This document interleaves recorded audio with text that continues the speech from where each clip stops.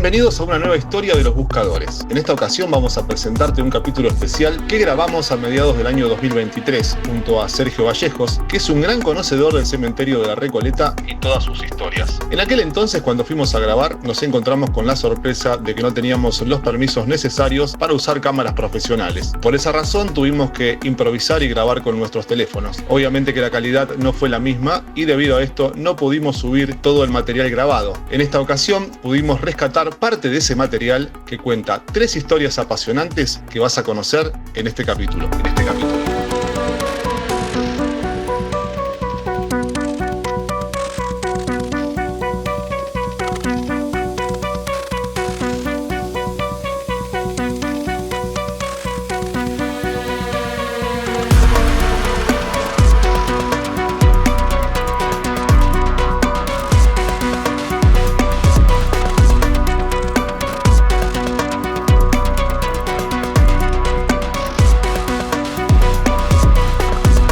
Bueno, y estamos frente a la tumba de Guillermo Brown, justamente en el capítulo de Adrogué, donde hablamos un poquito sobre él, ¿no? Sí, y bueno, para mí lo personal es un lugar que tiene una representación muy especial, ¿no es cierto? No solamente porque vivo en Partida Almirante Brown, sino porque creo que junto con San Martín y Belgrano es uno de los próceres más importantes de nuestra historia. Este monumento tiene varias particularidades, ¿no? Primero que está hecho con bronce, que fue fundido de los cañones de las batallas en las que Brown participó, sobre todo en la guerra contra el Brasil, y está pintado de verde por Irlanda, país de origen del almirante Brown. Además de contener la urna con sus restos, en la parte posterior de la urna está una urna más pequeña que tiene los restos de su hija Elisa Brown. Elisa estaba prometida a uno de los jóvenes capitanes de la flota de Brown, Francisco Drummond. Drummond muere en la batalla de Monte Santiago. Sí, y bueno, ella tenía 17 años, estaban próximos a casarse y esta joven, fue tanto el dolor que sintió por la muerte de su amado. La familia Brown vivía en lo que hoy es Casa Amarilla, muy cerca del río de la Plata. Se puso el vestido de novia y puso fin a su vida, adentrándose en el río, y al principio, bueno, no se permitía depositar sus restos en este monumento por su calidad de suicida, ¿no es cierto? Y además por su religión protestante. Si bien el cementerio de la Recoleta fue el primer cementerio de la ciudad de Buenos Aires, estaban los cementerios disidentes. Disidentes eran los que no profesaban la fe católica. Detrás de la urna de bronce del almirante Guillermo Brown se encuentra... Pudieron ponerla al final. Claro. La historia no tiene en realidad una versión definitiva, ya que se dice que autores literarios la romantizaron. Por otro lado, la versión oficial diría que el 27 de diciembre de 1827, a Elisa la encontraron ahogada en el río, en el Canal de las Balizas, cerca de la quinta del amigo de su padre, Mateo Rey, y estaría de testigo su hermano de 9 años. Elisa fue enterrada junto a su prometido el 28 de diciembre por la tarde. En su primera lápida está escrita la frase "Victim of the Treach Rose Wave", víctima de la ola traicionera. El cortejo fúnebre estuvo compuesto por 40 carruajes, llevando a personalidades de la ciudad, entre ellas al gobernador, el cónsul británico y oficiales de la marina. Donde no se sabe dónde están los restos es de la esposa de Brown, que fue sepultada en el cementerio británico de disidentes, como muchas otras sepulturas de este cementerio y de otros, se perdieron durante las sucesivas reformas.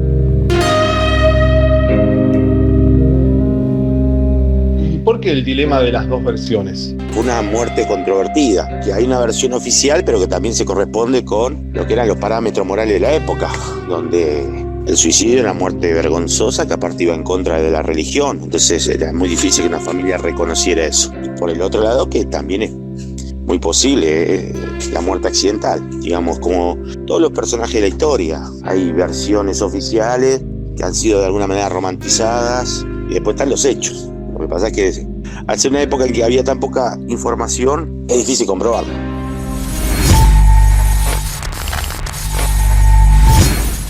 De recorrida por el cementerio nos encontramos con la tumba de María Remedios de Escalada, la esposa del general San Martín. Acá donde estoy yo parado estuvo San Martín arrodillado frente a la tumba de su esposa. Remedios fallece de tuberculosis, es que esta losa de mármol que vemos estuvo en custodia, vamos a decirlo de esta manera, estuvo en propiedad de un particular hasta el año 1972. Esta tumba se había retirado porque se consideraba que era demasiado sencilla para la esposa del Libertador, y una persona, un médico, la vio literalmente apoyada acá y se la llevó.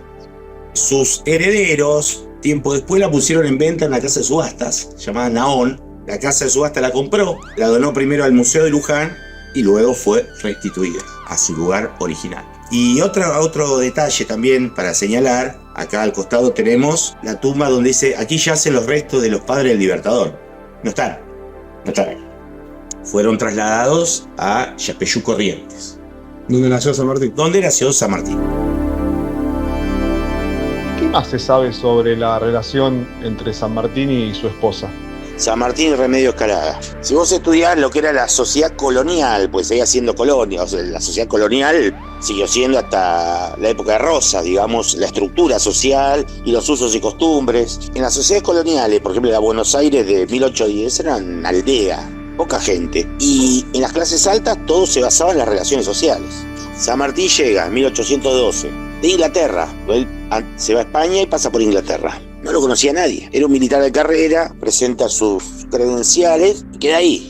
Te llamamos, cualquier cosa te llamamos. Y ahí San Martín se da cuenta que si no se vincula socialmente, no hay posibilidad de que le den un mando militar. ¿Y quiénes tenían el poder en Buenos Aires? Los comerciantes. Y de esos comerciantes, ¿cuál era el más rico, el más acaudalado, el más importante? Antonio José Escalada. San Martín se casa con Remedios Calada. Si ese matrimonio no hubiera existido, y no hubieran existido los granaderos a caballo, porque los caballos eran baratos, los hombres eran más baratos todavía. Lo caro eran los uniformes, las armas. ¿Y de dónde salió ese financiamiento? De los comerciantes. Pero la historia oficial presenta a San Martín y a Remedios como que se enamoraron, que pudo haber existido. Pero en realidad era una conveniencia social ese casamiento que le convenía a San Martín, lo cual no lo empequeñece como libertador de América, etc. Pero era parte del juego de la política del poder, saber vincularse por matrimonio en función de los intereses. Te estoy dando un ejemplo de lo que la historia oficial te enseña, pero lo que después vos ves a través del análisis. Por último nos encontramos en la que es seguramente una de las historias más populares del lugar. Esta tumba también muy conocida por la historia, que es la de Rufina Cambaceres. Esta joven que dice la leyenda que muere cuando se estaba vistiendo, se estaba arreglando, se estaba preparando para su presentación en sociedad, que era una función de gala del Teatro Colón. En esa época, cuando las jóvenes cumplían 15 años, pasaban a ser casaderas, entonces se las presentaba en sociedad, ¿no es cierto? Podía ser una función de gala del Teatro Colón, una fiesta en el Jockey Club o una fiesta en alguna de sus mansiones. Y bueno, ya la joven pasaba a ser prenda de canje, digamos, de alguna alianza entre familias. Ya estaba disponible. Ya estaba disponible. Esta joven cae, se la declara muerta, dice la leyenda que bueno, se la sepulta en este mausoleo y que a los pocos días van a limpiar y observan el ataúd caído, el féretro, y cuando el féretro se abre tenía en su interior marcas de arañazos. Otra versión dice que la joven llegó a salir y que cayó muerta acá. Generó una auténtica psicosis en la clase alta de Buenos Aires esa noticia. De hecho, varios féretros cuentan con dispositivos para abrirse desde adentro. Por ejemplo, la tumba de Gat. Gat fue un empresario que junto con un argentino llamado Chávez, crearon Gat y Chávez, que fue, vamos a decirlo, uno de los primeros shopping que hubo en Buenos Aires, y tenía una campana también en el interior, en el mausoleo, por si él era sepultado vivo, lo agitaba. Y esta escultura funeraria muestra una estatua de una joven como queriendo abrir la puerta en referencia a la muerte que supuestamente habría sufrido se lo llamaba catalepsia, una persona que presenta todos los... Está como sin signos vitales, pero está vivo. Bueno, de hecho los velatorios surgen por eso, no por el caso de Cambaceres, sino mucho antes, porque como no había certezas médicas de la muerte, claro, se tenía tiempo para ver 48 horas, a ver si el supuesto fallecido daba señales de vida. En la época que se crea el cementerio, también se regula el tema de los velatorios. ¿Por qué? Porque en los velatorios, ¿qué pasaba? Estaba el difunto, se bebía, se jugaba a los naipes, hasta se bailaba, y a veces terminaban en peleas. Y aparte, ¿qué pasaba? Los que iban al velatorio llevaban alguna contribución a la familia. Un kilo de yerba, velas, dinero. Había familias que prolongaban el velatorio para seguir recaudando. Entonces, bueno, cuando se creó el cementerio de la Recoleta también se establecieron algunas disposiciones con respecto a los velatorios para impedir con esas prácticas.